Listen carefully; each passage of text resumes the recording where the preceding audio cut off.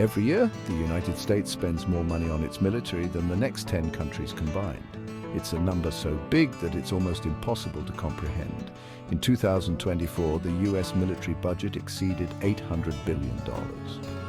To put that into perspective, that's more than China, Russia, India, the UK, France, Japan, Germany, Saudi Arabia, South Korea, and Italy all combined. But the real question is why?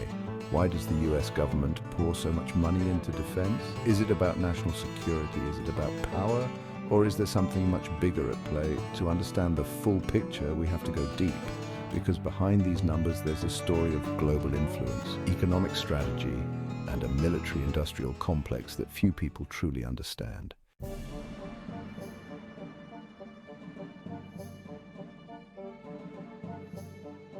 First, let's talk about why the US spends so much on defense.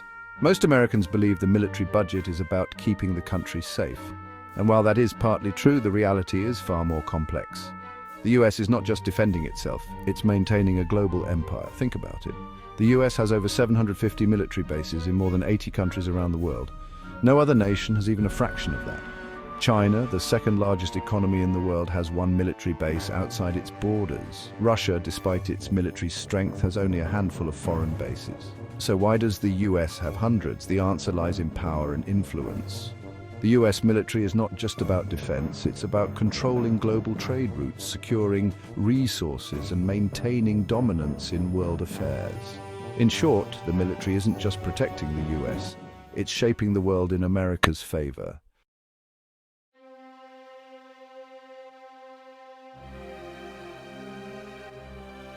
Now, let's talk about who benefits from this massive spending.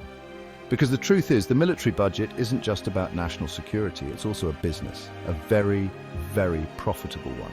Every year, billions of dollars from the defense budget go to private corporations that supply the US military. Companies like Lockheed Martin, Boeing, Raytheon, and Northrop Grumman make billions from military contracts. For example, in 2022, Lockheed Martin alone received $63 billion in contracts from the Pentagon. To put that into perspective, that's more than the entire military budget of the United Kingdom. And it's not just big corporations that benefit. The military-industrial complex is deeply embedded into the US economy. Over 3 million Americans are employed in the defense sector. And in states where military manufacturing is a major industry, cutting the defense budget would mean thousands of lost jobs. This is why reducing military spending is nearly impossible, because politicians, corporations, and local economies are all financially dependent on it. So the US spends more on its military than the next 10 countries combined. It has hundreds of military bases around the world, and it funnels billions of taxpayer dollars into private corporations.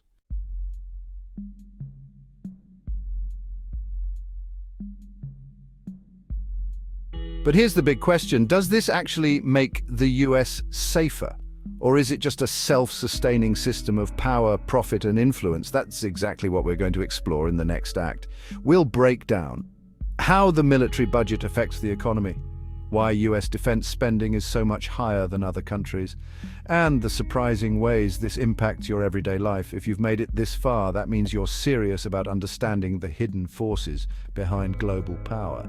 Subscribe and turn on the notification bell, because what's coming next might change the way you see the world forever. Let's continue.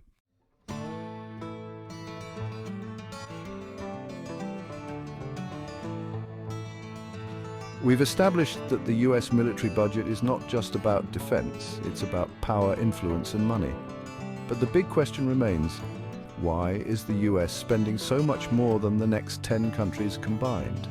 To answer that, we need to look at how the US military budget compares to the rest of the world, and more importantly, how this spending affects the global economy. Let's start with China. China has the second largest military budget in the world, spending around $230 billion a year. That's less than 1/3 of what the US spends. Yet China has the largest standing army in the world, with over 2 million active soldiers. Meanwhile, the US military has around 1.3 million active personnel, but spends over 3 times more. So how is that possible? The answer comes down to military technology, global presence, and defense contracts. China focuses more on domestic military defense, protecting its borders, increasing cyber warfare capabilities, and building up its naval fleet in the South China Sea. But the US spends on a completely different scale. It isn't just funding an army, it's funding a worldwide military network.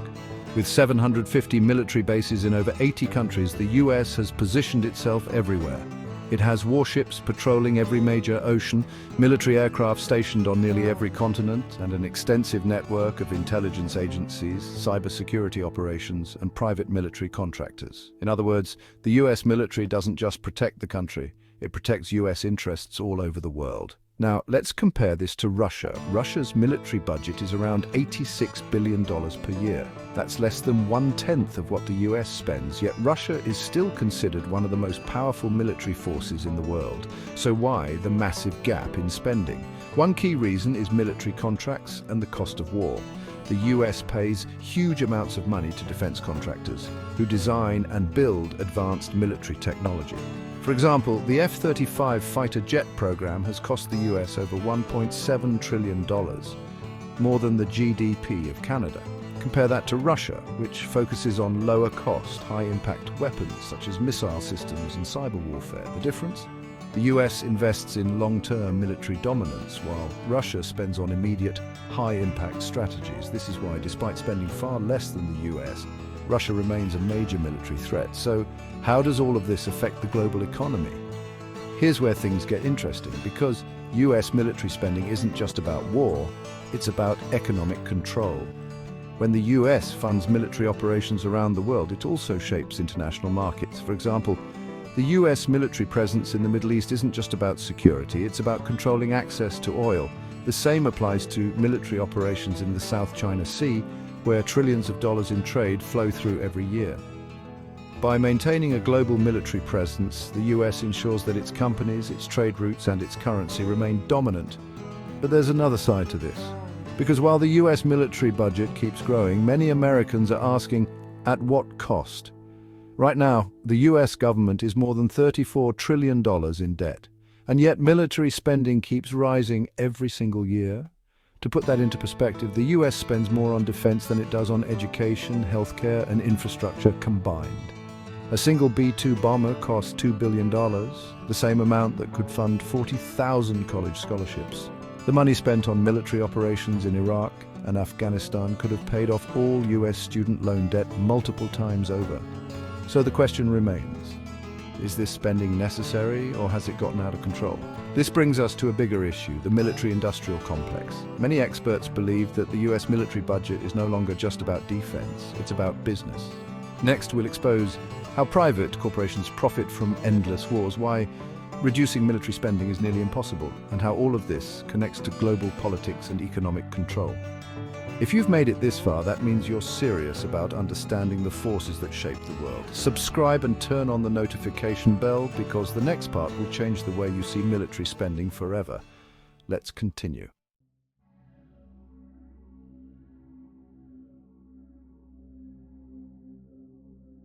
We've covered how the US military budget compares to other countries and how it plays a role in global economic control. But now, let's talk about the real reason why military spending never goes down.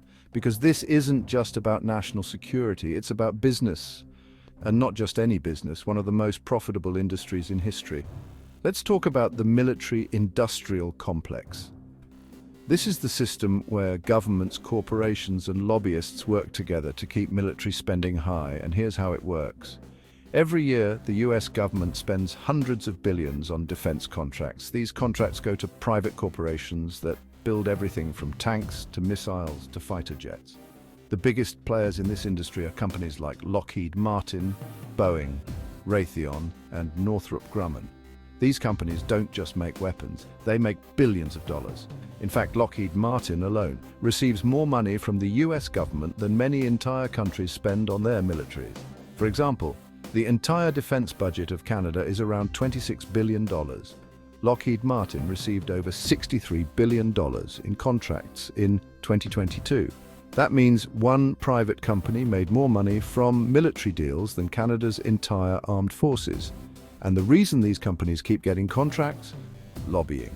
Lobbying is when corporations spend money to influence politicians, and in Washington, D.C., defense contractors spend millions every year to make sure military spending never goes down. In 2022, defense companies spent over $100 million lobbying Congress, and why? Because the more the government spends on defense, the more money these companies make. It's a self-sustaining system. The US government increases the military budget. Defense contractors get billion-dollar contracts. Those contractors use part of their profits to lobby Congress for more spending, and the cycle continues. But here's where it gets even more concerning. Because military spending isn't just about contracts, it's also about creating demand. And one of the biggest ways to justify high military spending is through conflict. If there is a threat, real or exaggerated, the government has an excuse to spend more on defense. For example, think about the war on terror. After 9/11, the US military budget exploded. Wars in Iraq and Afghanistan cost the US over $8 trillion. And much of that money went to private military contractors. Companies like Halliburton and Blackwater made billions from government contracts to support the wars. And while thousands of soldiers lost their lives, defense companies made record profits. This is why military spending never goes down, because once war becomes a business, ending it becomes bad for business. And here's the crazy part. Even when the US isn't officially at war, military spending keeps increasing. Why? Because of something called modernization. Every year, the Pentagon claims it needs new technology to stay ahead of other countries. So even if there's no war, the government keeps spending money on new weapons, drones, and cyber warfare programs. For example, take the F-35 fighter jet program. It's the most expensive military project in history. The total cost? $1.7 trillion. That's more than the entire GDP of Australia. And despite its insane price tag, the F-35 has been plagued with technical problems and delays. But because so many jobs and contracts are tied to the program, the government can't cancel it. This is how military spending becomes a never-ending cycle. Even when there's no war, the spending never stops. So at this point, we have to ask, who really benefits from all of this? Because it's not the average American taxpayer. Right now, the US is over $34 trillion in debt. And yet the military budget keeps growing. Meanwhile, healthcare costs are rising, education is underfunded, infrastructure is falling apart, and yet politicians refuse to cut military spending because they know that if they do, they'll be seen as weak on national defense. And thanks to corporate lobbying, they also know that cutting military contracts could cost them campaign donations. So instead, they keep approving higher budgets every year. And the military-industrial complex keeps getting richer. But here's the final question. What would actually happen if the US reduced military spending? Would it weaken the country? Would it make America less safe? Or would it actually help the economy and the average citizen? That's what we'll explore next. We'll break down what would happen if the US military budget was cut in half, the surprising ways military spending affects everyday life, and the real reason why other countries don't challenge US dominance. If you've made it this far, that means you're serious about understanding how military spending shapes the world. Subscribe and turn on the notification bell, because what's coming next might change the way you see global power forever. Let's continue.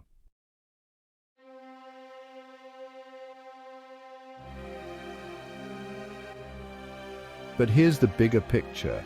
How does all of this impact everyday life? Because while politicians push for higher defense budgets, the truth is that many Americans are struggling financially. Consider this. 40% of Americans can't afford an unexpected $400 expense. The US spends more on its military than it does on education, healthcare, and infrastructure combined. A single B-2 stealth bomber costs $2 billion, enough to build thousands of schools or fund entire hospitals. So if even a small fraction of military spending was redirected, it could provide universal healthcare, fund debt-free college education, rebuild roads, bridges, and public transportation. But instead, year after year, Congress continues to increase defense spending while cutting budgets for social programs. Why? Because military spending is profitable for those in power, and fear of war is the easiest way to justify it. Now, let's address one of the biggest arguments for keeping military spending high. Some people say if the US cuts military spending, China or Russia will take over the world. But is that actually true? Let's break it down. Right now, China spends around $230 billion per year on defense. That's less than 1/3 of the US military budget. And while China has been expanding its military, its focus has been regional, mainly the South China Sea and Taiwan. Meanwhile, Russia, despite its military power, has a defense budget of only $86 billion per year. That's less than 10% of what the US spends. So even if the US cut its military budget in half, it would still be spending double or even triple what these countries spend. In reality, the US doesn't need to spend this much to maintain military superiority. It spends this much because the system is designed to never stop spending. But here's the final question. Will military spending ever go down? The short answer, not anytime soon, because cutting the military budget would mean taking money away from powerful defense contractors, lobbyists, and politicians. It would also mean less control over global trade, fewer foreign military bases, and a shift in US foreign policy. For those in power, that's simply not an option. So instead, military spending will likely keep increasing year after year, no matter how much debt the country is in. And the ones who pay the price, everyday Americans.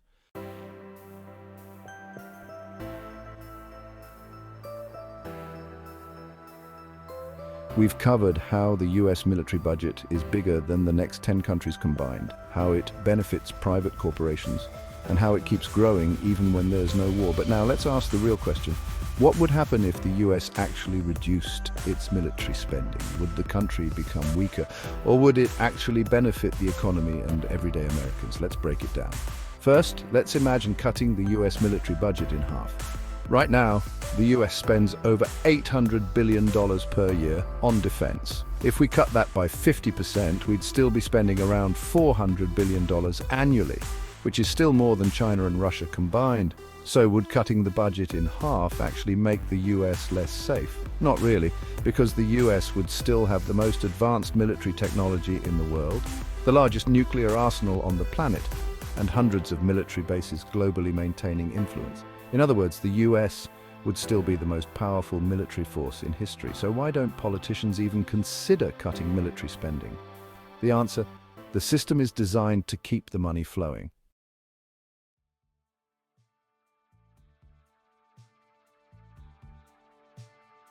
So let's recap.